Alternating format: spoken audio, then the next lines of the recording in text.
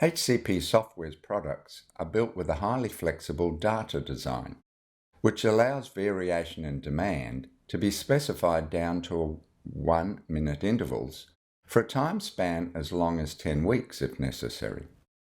When doing transient analysis, the focus on time is usually on a much smaller time span, for example, a single steady state at one point in time, for example here or here. HCP Software's data flexibility allows a model built for transient analysis to be used to do real-time operational modeling over a much longer time period, or vice versa. The data structure looks like this. Node demands. All demands are attached to nodes in the model. Demand areas. All demands are described as a demand area and assigned to a node. The size of that demand area located at the node is defined. Each demand area specifies its average daily demand as a 24-hour average rate and how demand varies with time, characterized through the following data objects. Starting with demand types, they set the foundational units of flow. Factor sequences describe how the average daily demand varies from day to day. Curve sequences, they state which pattern of half-hourly demand applies from day to day. And demand curves, they specify the pattern of half-hourly demand within a day. Let's walk through the data structure using the case study map as the example. Again, starting with node demands. All demands are attached to nodes in the model. Here we can see that this one node serves 9 properties. Each property has been allocated to a demand area. At this node, we see that 8 of the properties are houses. Their demand area is labelled house. One property is used for commercial purposes. Its allocated demand area is commerce. In this view, we see that all demands have been allocated as a demand area at a node. The size of the demand area served by the node is specified, plus the development stage defining when this demand will be added to the model. For example, stage 0 means the existing status quo.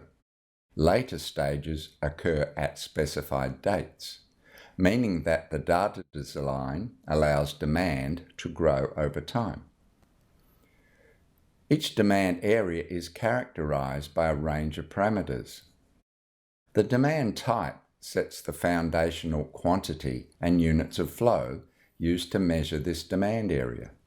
In this model, all demand types are properties, that is, lots of land, and their demand is measured in litres per second. The user has chosen to create 2 other demand types. They would allow some demands to be defined directly in terms of a flow rate. For example, 123.4 litres per second leaves node ABC. The area base would allow some demands to be sized by the area of land served. For example, node ABC supplies 18.7 hectares of land zoned as XYZ. Each demand area specifies its average daily flow rate. Looking at the demand area house, it has an average daily flow rate of 1.5 kilolitres per day. But measuring demand in litres per second means it is specified as 0.0174 litres per second. Each demand area specifies how demand varies with time, characterized as 2 day-by-day sequences, factor sequences and curve sequences. Factor sequences describe how the average daily demand varies from day to day. Looking at the case for a house, that demand area uses factor sequence number 4. We will look at that in detail a bit later. Curve sequences. They state which pattern of half-hourly demand applies from day to day. The user has chosen to assign curve sequence number 4 to characterize the demand area called house. Again, we will examine demand curves in detail a bit later. Looking at the demand area called commerce, it has a lower 24-hour average demand, specified as 0.0093 litres per second, which is more readily understood as 0.8 kilolitres per day. It uses curve sequence number 6 and factor sequence number 6. So what does a factor sequence look like? Here is factor sequence number 4. It shows a table of 70 days. In this particular model, every day will multiply a demand area's daily average demand by the value 1, meaning every day in this particular sequence is the same, which is the default, and that works well for transient analysis models, which are rarely trying to assess day-to-day variations. However, users can assign any multiplication factor to any day. Factor sequences are used mainly when designers are analyzing how well a system performs through extreme patterns of demand, for example, the worst 3 weeks of summer weather. Now exploring what a curve sequence looks like. Here is curve sequence number 4. It uses demand curve number 4 for every day in its 70-day sequence. Again, setting every day to be the same is typical for transient analysis models. The flexibility to change curves allows real-time analysis of systems during seasonal changes in weather and demand. Now looking at demand curves. They specify the pattern of half-hourly demand within a day.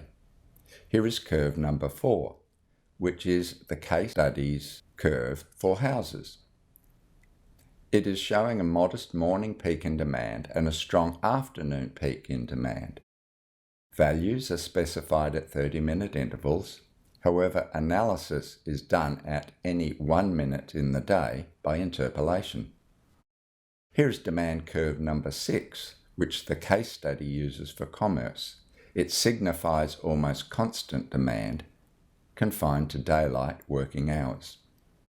During the case study, you will come across the data concepts of node demands, demand areas, and demand curves.